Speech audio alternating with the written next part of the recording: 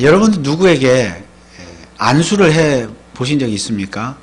아니면 안수를 받아 보신 적은 있습니까?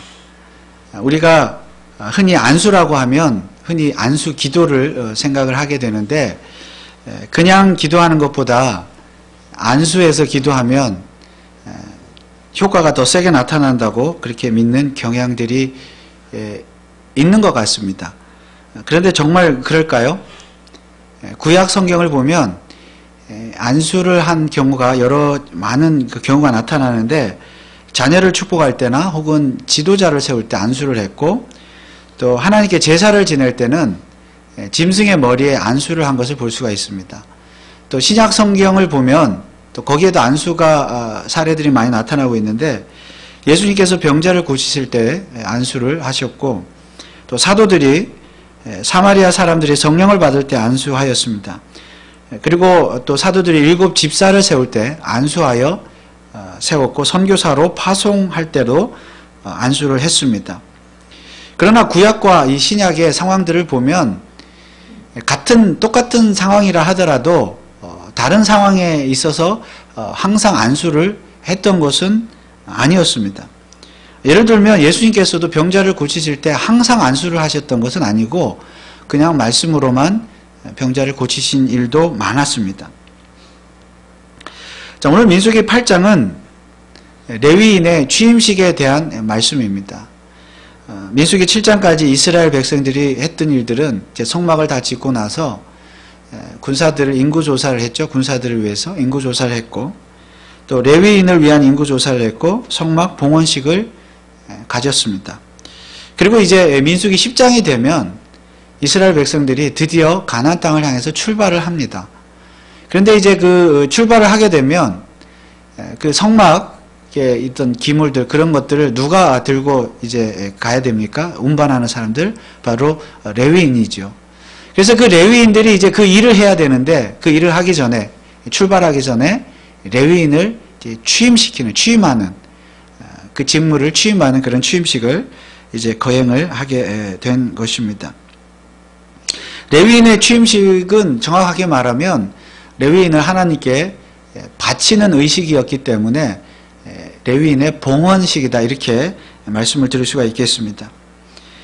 자, 어쨌든 레위인을 하나님께 바치기 위해서는 레위인 자신이 먼저 하나님 앞에 정결케 되어야 합니다. 자기 자신을 정결케 해야 됩니다. 어떻게 정결케 해야 합니까? 오늘 6절 7절 말씀에 이스라엘 자손 중에서 레위인을 취하여 정결케 하라.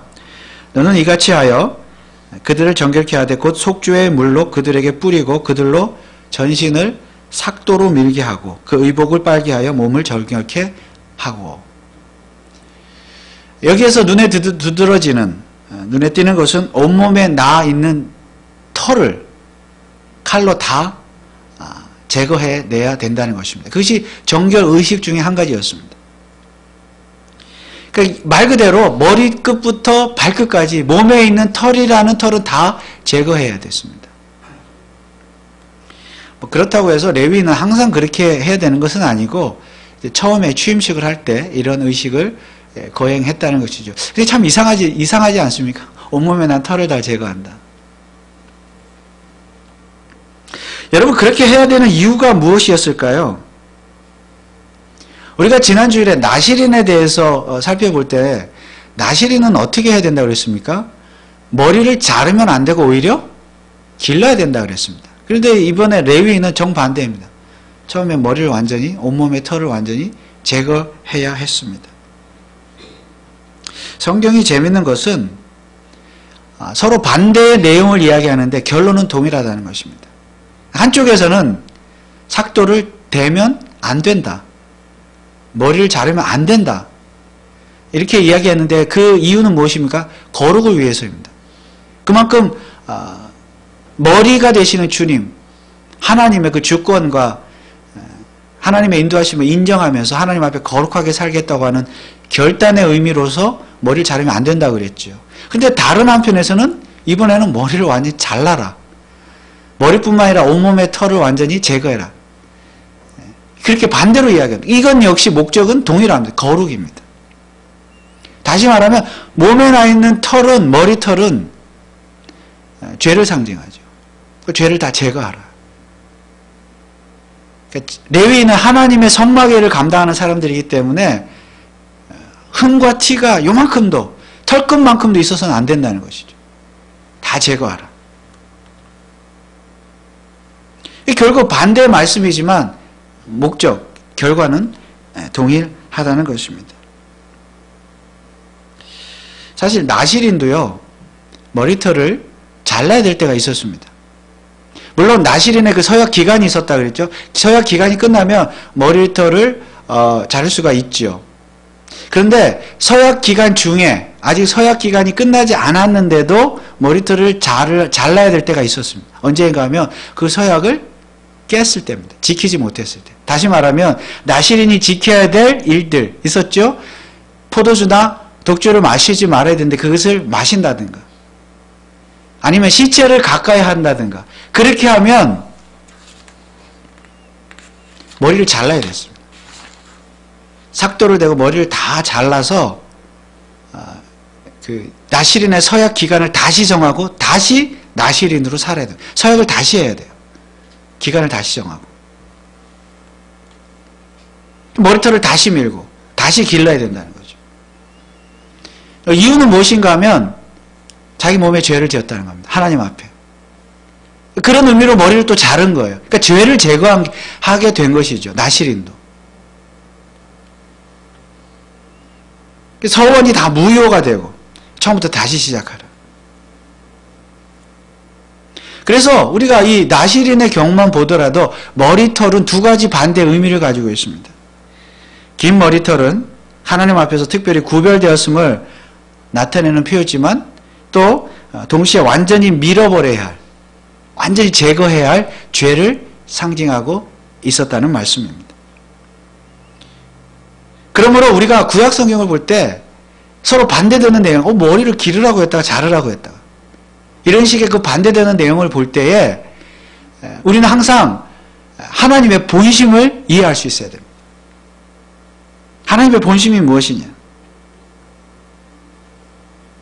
그러니까 오늘날 우리들에게 있어서, 저와 여러분들에게 있어서 머리를 기르느냐, 머리를 짧게 하느냐, 뭐 대머리로 사느냐, 이게 중요한 것이 아니라는 말씀이에요. 하나님 본심이 중요하다는 거죠. 사실 모세의 율법에 의하면 누구든지 머리를 미는 것은 법으로 금지되어 있었습니다. 그러니까 레위인도 오늘 머리를 밀라고 했는데 밀면 안 되는 거예요. 머리를 미는 것을 금지되어 있는 것은 그만큼 하나님 앞에서 자신의 죄악을 철저히 회개하고 죄를 깨닫고 늘 하나님 앞에 거룩하게 살라는 그런 하나님의 뜻이었습니다. 그런데 오늘 본문에 보면 레위인은 아예 취임식 때부터 머리를 완전히 밀어야 했습니다. 그런데 머리뿐만 아니라 온몸의 털을 다 제거해야 했습니다. 그만큼 성막일은 하나님의 일, 거룩한 일이니까 거룩하게 살라는 하나님의 뜻이었습니다. 그런 의미에서 보면 나실인이나 레위인이나 차이가 없습니다. 지난주에 우리가 나실인을 공부할 때 이미 구약의 대제사장이든 나실인이든 레위인이든 그것은 곧 예수 그리스도를 예표하는 것이고 그 예수 그리스도를 통하여 구속함을 받은 성도들, 오늘 저와 여러분들을 예표하는 것이라고 말씀을 드렸습니다. 그러므로 구약 성경에 등장하는 나실인이든 레위인이든 그리고 머리를 깎든 머리를 기르든 결국 그 모든 행위는 오늘 성도, 예수 그리스도를 통하여 구속함을 받은 성도인 저와 여러분들의 거룩을 보여주는 그림자였다는 사실입니다. 그러므로 오늘 내가 바로, 저와 여러분들이 바로 레위인입니다. 그리고 오늘 레위인의 취임식은 바로 우리의 취임식입니다.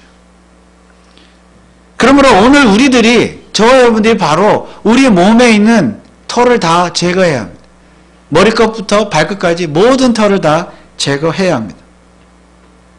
성도란 그만큼 말 그대로 거룩한 무리, 하나님 앞에 거룩한 백성으로 부름을 받은 자들이기 때문입니다.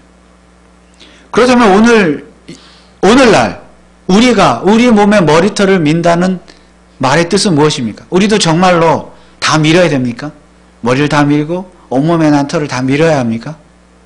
그렇게 하면은 교회에 나올 사람 아무도 없을 것입니다. 아마.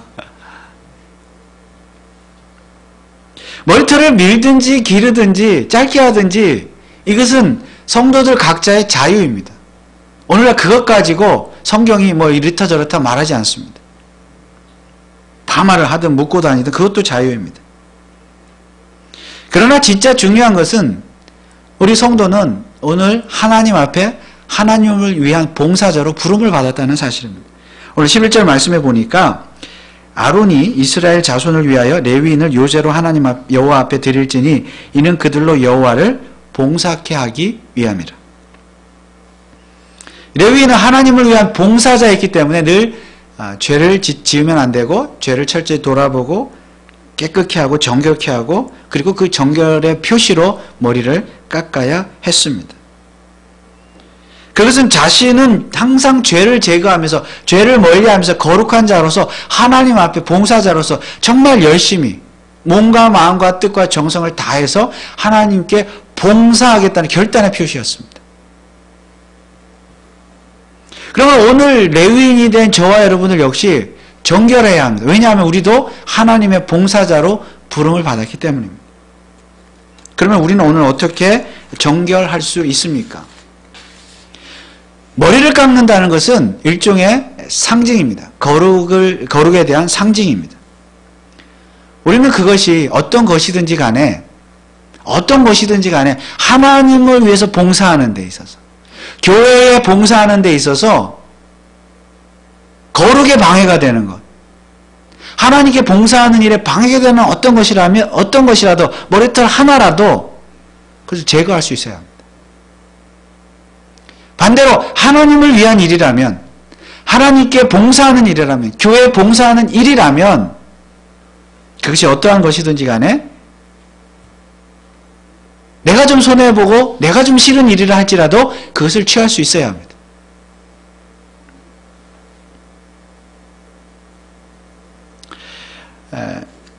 어떤 사람들은 형식은 중요하지 않다고 말합니다. 그러나 형식도 중요합니다. 오늘 레위인의 취임식에 나타나는 형식, 우리 머리를 다 깎고 뭐 그런 형식, 우리가 그대로 다 따를 수가 없겠죠. 그리고 따를 필요도 없습니다. 그럼에도 불구하고 오늘 우리 성도들이 살아가는 일에 있어서, 살아감에 있어서, 그리고 하나님께 봉사하는 일에 있어서 반드시 형식은 필요합니다. 교회라는 것도, 예배라는 것도, 봉사라는 것도 다 형식을 갖추어야 합니다. 교회란 본래 무형교회가 본질적인 교회이기는 하지만은 이 땅에 유형교회, 눈에 보이는 교회가 있다는 사실 자체가 벌써 형식이 있다는 말씀입니다. 그러나 더 중요한 것은 결국 우리의 마음입니다. 사실은 우리의 마음입니다. 우리가 아무리 머리를 길게 길러도 우리의 마음에 죄가 있으면 하나님 앞에 거룩할 수 없고 하나님께 봉사할 수 없습니다. 하나님께 온전히 예배할 수 없습니다. 우리의 머리를 아무리 짧게 해도 우리 마음속에 죄가 있으면 하나님께 온전히 봉사할 수 없습니다. 거룩할 수 없습니다. 온전히 예배할 수 없습니다. 실제로 보면 레위인은 취임식 때 목욕도 했다 그랬죠? 목욕 재개했습니다. 그리고 옷도 빨았다 그랬습니다.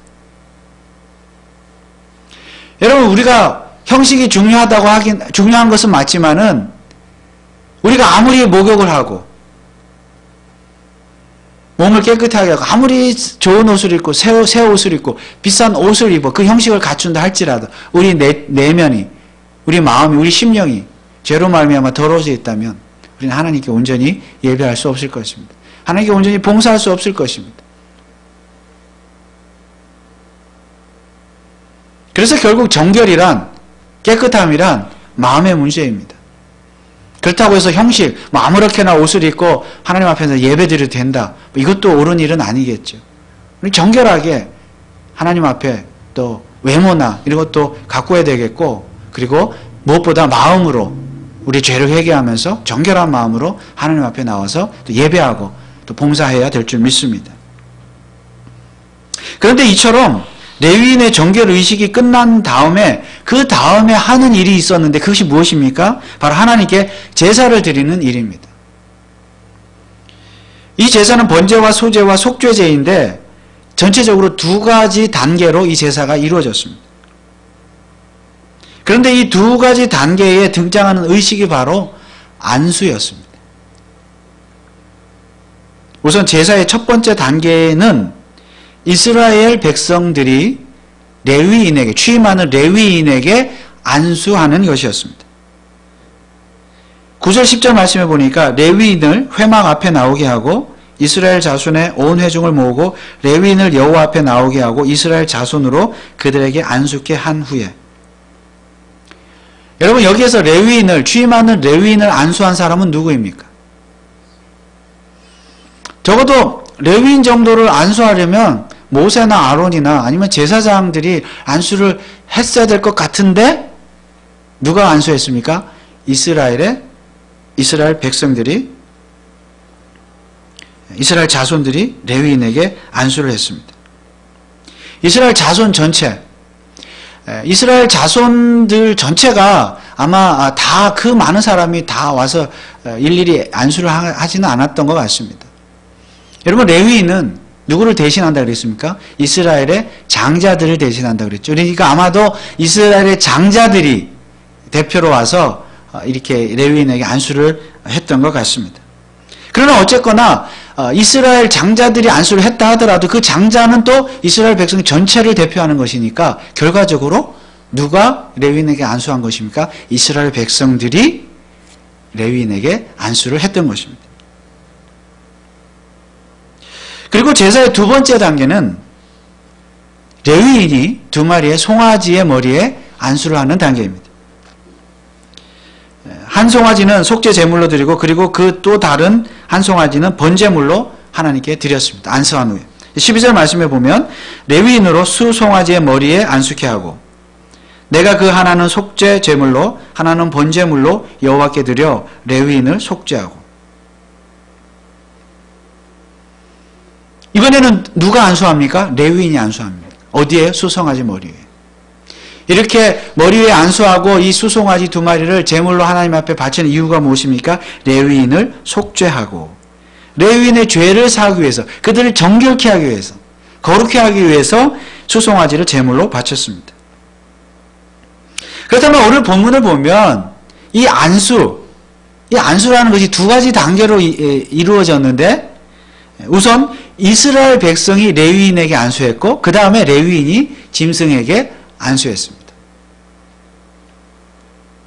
이것을 종합하면 결과적으로 이스라엘 백성들이 레위인을 거쳐서 짐승에게 안수한 셈이 되는 것입니다. 그렇지요? 단계적으로 보면. 그러니까 레위인은 중간에 있는 거예요. 그렇죠? 이스라엘 백성들의 안수를 받아서 레위인이 짐승에게 안수하는 것이죠. 그래서 레위인은 일종의 중보자입니다. 근데 레위인이 제사를 지낸 것은 속죄하기 위함이라고 그랬죠. 그렇다면 이스라엘 백성들의 죄가, 이스라엘 백성들이 레위인에게 안수함으로써 이스라엘 백성들의 죄가 레위인에게 전달이 되고 레위인은 그 죄를 받아서 짐승에게 안수함으로써 그 죄가 고스란히 짐승에게 전달이 되어진 것이죠. 짐승은 속죄제물로, 번제물로 바쳐짐으로 그 죄가 완전히 처리가 되어진 것이죠. 사라진 것이죠. 이처럼 레위인은 이스라엘의 백성들의 죄를 대신하여 속죄제와 번제를 드리는 일종의 중보자였습니다. 그러면 이 레위인은 결국 누구입니까? 누구를 보여주는 것입니까? 구약 성경이 그림자라고 한다면 이 레위인은 결국 장차 오실, 이 땅에 오실 예수 그리스도를 보여주는 예표, 상징이라는 말씀입니다. 왜냐하면 예수 그리스도께서 모든 인간들로부터 안수를 받으셨기 때문입니다. 이 안수는 어떤 안수였습니까? 모든 죄인들로부터 죄를 전가받는 안수였습니다. 그리고 예수님은 이 전가받은 죄를 누구에게 다시 전가시켜 주셨습니까? 다시 죄를 전가시켜 주려면 숫송아지가 필요한데, 여러분 숫송아지는 어디에 있습니까? 바로 예수 그리스도 자신이 숫송아지였습니다. 예수 그리스도 자신이 짐승이었습니다. 즉 예수님은 자기 자신이 친히 십자가에서 속죄 제물과 번제의 제물이 되셔서 죽으셨다는 말씀입니다. 에베소서 5장 1절에 보면 이런 말씀이 있습니다. 그리스도께서 너희를 사랑하신 것 같이 너희도 사랑 가운데서 행하라. 이는 우리를 위하여 자신을 버리사 향기로운 제물과 생축으로 하나님께 드리셨느니라. 향기로운 제물과 생축. 여기 생축이라는 말은 희생 제물로 드려진 짐승이라는 뜻입니다. 예수님 자신이 짐승이에요. 희생 제물, 숫송아지입니다.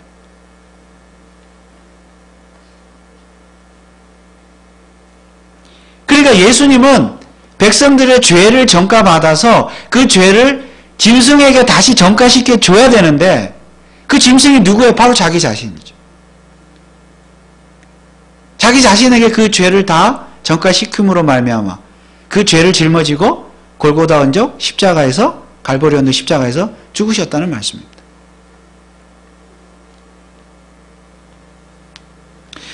이것을 안수라는 말로 표현을 해본다면, 예수님께서는 백성들로부터, 인간들로부터 안수를 받는 분이시지만 동시에 안수를 하는 분이시기도 합니다.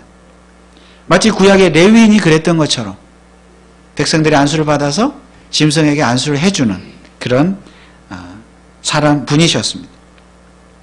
그래서 예수님 역시 중보자이십니다.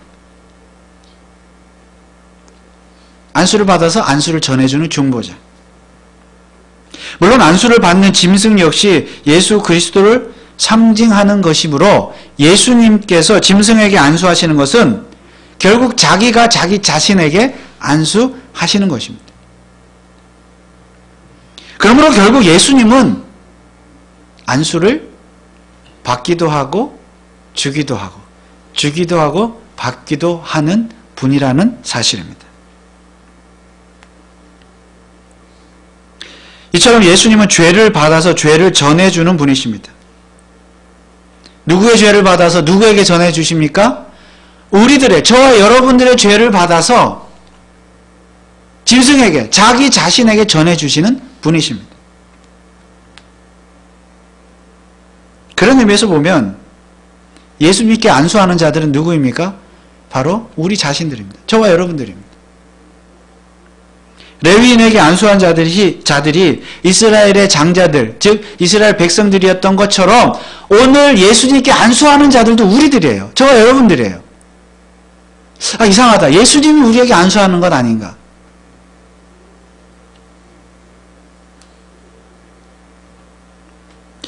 이것이 오늘 본문의 레위인의 취임식이 오늘 우리에게 가르쳐주는 영적인 교훈입니다. 우리가 예수님께 안수하는 것이다. 그렇다고 해서 우리가 실제로, 저와 여러분들 실제로 손을 예수님의 머리에 얹어서 안수를 할 수는 없겠죠. 다만 영적인 의미에서 죄의 전가를 의미합니다. 죄가 전가되었다. 우리의 죄가 예수님께 영적으로 안수함으로 죄가 전가되었다. 전가라는 말은 쉽게 말하면 전달이라는 뜻입니다. 우리의 죄가 예수님께 전달이 되어졌다는 것이지요. 이스라엘 백성들의 죄가 레위인에게 전달되듯이 오늘 우리의 죄가 예수님께 전달이 된 줄 믿으시기 바랍니다. 이것이 영적인 의미의 안수입니다. 그러면 우리의 죄를 전달받은 예수님은 그 죄를 어떻게 처리하십니까? 친히 희생 제물이 되시는 자기 자신에게 이제 안수하심으로써 그 죄를, 우리의 죄를 그 희생 제물에게 몽땅 전가시켜 주셨습니다.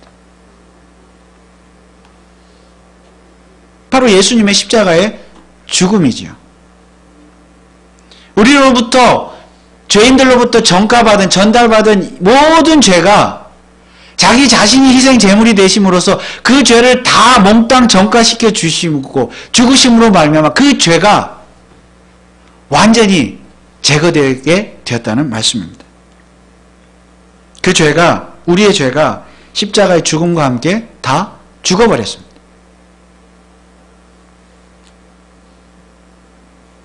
자, 그리고 그 다음에는 또 어떤 일이 일어납니까? 그 다음에는요, 예수님이 이제 우리에게 안수를 해 주실 차례입니다.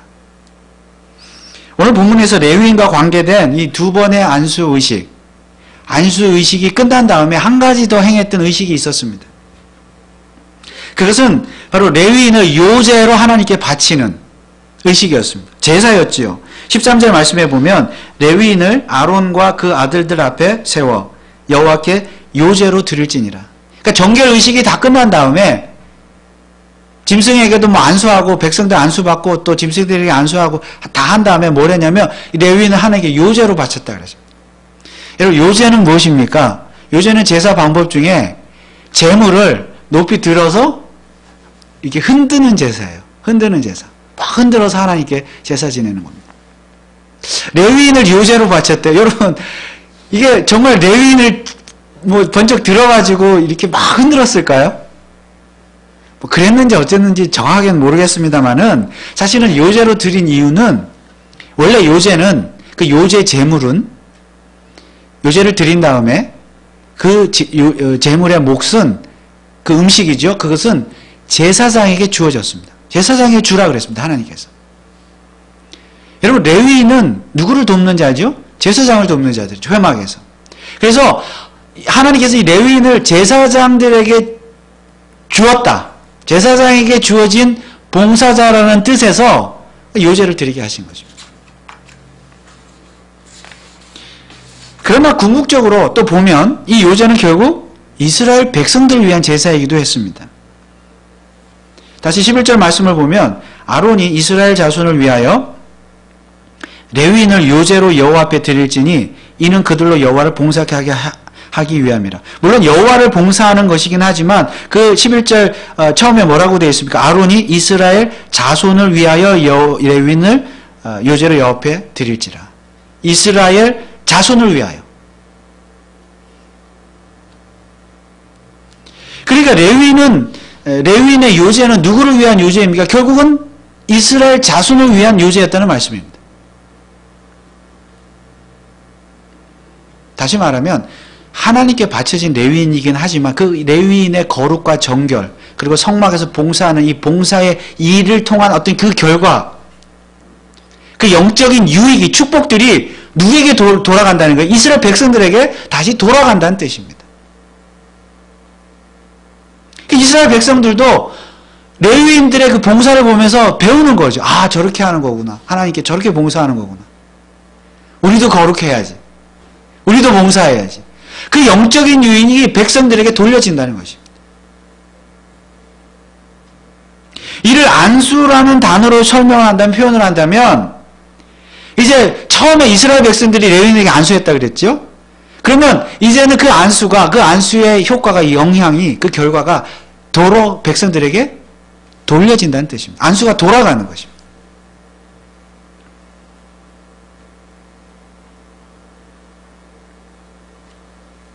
그러므로 오늘 우리의 안수를 통해서 우리의 죄를 전가받으신 예수님께서 십자가에서 우리의 죄를 다 처리하신 후에 예수님께서 하시는 일은 무엇입니까? 그 십자가의 능력과 은혜와 축복, 죄사함의 축복, 은혜, 그 놀라운 영적인 유익과 축복들을 예수님께서 다시 누구에게 돌려줘요? 우리들에게 돌려주시다는 말씀입니다.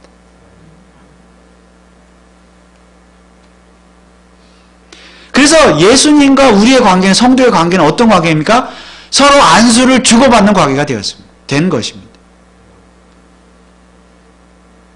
우리는 예수님께 안수를 통해서 죄를 전가에, 죄를 전께 드렸다고 해야 되나요? 죄를 드렸다고 그러면 좀 표현이 그러니까, 우리는 예수님께 우리의 죄를 전가에 줬고, 예수님은 그 죄를 받아서 십자가에서 다 처리하신 후에 의라는 것은, 우리가 의롭게 되었죠. 의라는 것은 죄가 없다는 뜻입니다. 하나님의 백성이 됐다는 뜻이죠. 그 의를 우리에게 다시 돌려주신 것 아닙니까? 십자가에서.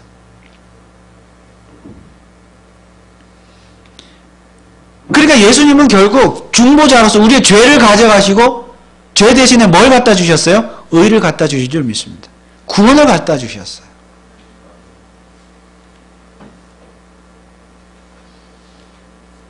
오늘날 안수 기도는 그 자체의 어떤 신비한 능력이 있는 것은 아닙니다. 그냥 기도를 하면 맹숭맹숭하고 소위 그 기도발이 떨어지고 안수 기도를 하면 기도발이 막 세진다고 믿는 것은 그것은 잘못입니다. 그것은 성도의 참 아름다운 특권인 기도를 모욕하는 행동입니다. 그리고 하나님의 능력을 무시하는 처사입니다. 특별히 안수기도에 능력이 있다 해서 그런 사람들 찾아가가지고 기도받고 하는 거 사실은 그렇게 성경적이지 않습니다. 그렇다고 해서 오늘날 안수기도 자체를 부정할 필요는 없습니다. 성경에 나타나는 대로 자녀를 축복하거나 병자를 고칠 때 안수기도를 할 수 있고 목사나 장로, 집사를 세울 때 안수기도를 할 수 있습니다. 그러나 그 자체가 어떤 신비한 능력이 있는 것은 아니에요. 사도행전 6장에 보면 사도들이 성령과 지혜가 충만한 7 집사를 세우는 장면이 나오죠. 그때 7 집사를 세울 때 안수해서 세웠다 그랬습니다. 안수 기도를 했어요. 그런데 성경을 사도행전 6장을 자세히 보시면 사도들이 안수를 했기 때문에 그 집사들이 성령과 지혜가 충만해진 것이 아니었습니다. 이미 성령과 지혜가 충만한 사람을 뽑아서 그들에게 안수했습니다. 그러니까 안수라는 것은 단지 상징적인 의미가 있는 것이죠. 하나님의 일꾼으로 부름을 받았다. 안수가 사람들로 하여금 성령 충만하게 하고 지혜를 주게 하고 안수가 무슨 병을 고치고 안수가 무슨 기적을 행하게 하는 것은 아니라는 것이에요. 그렇게 믿으면 기독교는 무속 종교가 되는 것입니다. 미신이 되는 것이에요. 오늘날 특별히 무슨 부흥회를 하면 막 안수 집회한다 막 그러고 하잖아요. 송구 영신 예배 같은 데 특별히 막 안수 집회, 신유 안수 축복 집회 이런 거 하는데 우리는 참 그것을 올바르게 성경적으로 잘 분별할 수 있어야 할 것입니다. 마치 나의 안수기도가 능력이 있다. 누군가의 안수기도가 능력이 있다. 우리는 이런 것들을 조심해야 할 것입니다. 그런 의미에서 보면 진짜 참 안수자는 누구입니까? 예수 그리스도인 줄 믿습니다. 오늘 민수기 본문뿐만이 아니라 구약의 제사제도 전체를 보면은 항상 제사를 지낼 때는 짐승의 머리에 안수를 하게 되어 있지 않습니까? 그런데 이것은 우리가 잘 알고 있잖아요. 그 죄가 전가되는 거잖아요. 짐승에게. 그러므로 이 안수는 죄사함과 항상 관련이 있으며 결국 예수 그리스도의 죄의 전가 그리고 의의 전가를 보여주는 그림자라는 사실을 깨달아야 합니다. 그리고 실제로 오늘 저와 여러분들이 우리의 죄가 예수님께 전가되었고 예수님의 의가 우리에게 전가됨으로 말미암아 우리가 의롭게 되었고 구원받았고 하나님의 자녀가 된 줄 믿으시기 바랍니다. 그러면 이 사실을 믿는 자는 어떻게 살아야 합니까? 오늘 2절 말씀에 보면 아론에게 고하여 이르라 등을 켤 때에는 7 등잔을 등대 앞으로 비치게 할지니라 하시매. 자, 여러분 레위인의 취임식을 기사를 8장에 쓰면서 갑자기 8장 앞부분에 뜬금없이 성막 안에 있는 등대 있잖아요. 등잔 불을 밝히라 이런 말씀을 하고 있습니다. 왜 이런 말씀이 나올까요? 레위인은 빛을 비추는 자라는 것입니다. 등대 같은 빛을 비추는 삶을 살아라. 레위인이 누구라고 그랬습니까? 레위인은 곧 예수 그리스도시요 또한 예수 그리스도로 말미암아 의롭게 된 오늘 성도된 저와 여러분들이 레위인들입니다. 레위인은 우리는 어떻게 살아야 돼요? 빛을 비추며 살아요. 세상에 빛을 비추며 살아야 합니다. 말과 행실로 세상을 밝게 해야 합니다. 그게 무엇입니까? 그것을 영적으로 말하면 그것 역시 세상을 향한 우리의 안수입니다.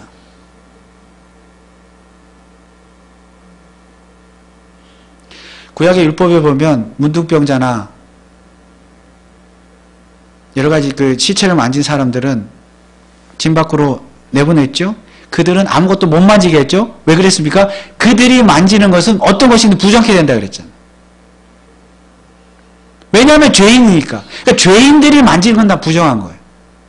근데 우리는 의롭게 되었잖아요. 우리가 만지는 거는 다 세상의 축복이 되는 줄 믿습니다. 그러니까 여러분들이, 저와 여러분들이 세상 속에서 빛으로 살면서 만지는 것, 다시 말하면 행하는 모든 일들, 가정의 일이든 직장의 일이든 교회의 일이든 만나는 사람 누구든지 간에, 왜냐하면 우린 성도니까, 빛된 자녀니까 우리가 행하는 것은 그 행위 자체가 세상을 향한 안수이고 우리의 안수를 통해서 축복이 전달되는 줄 믿습니다. 우리 흔히 축복의 통로가 되자 그런 말들 많이 하잖아요. 그러므로 오늘 저와 여러분들이 예수 그리스도로 말미암아 의롭게 된 주의 백성으로서, 레위인들로서 세상을 향해서 안수함으로 말미암아 세상의 축복과 통로, 빛의 자녀들이 되셔서 축복의 통로가 되시기를 주님의 이름으로 축원을 드립니다. 기도하겠습니다.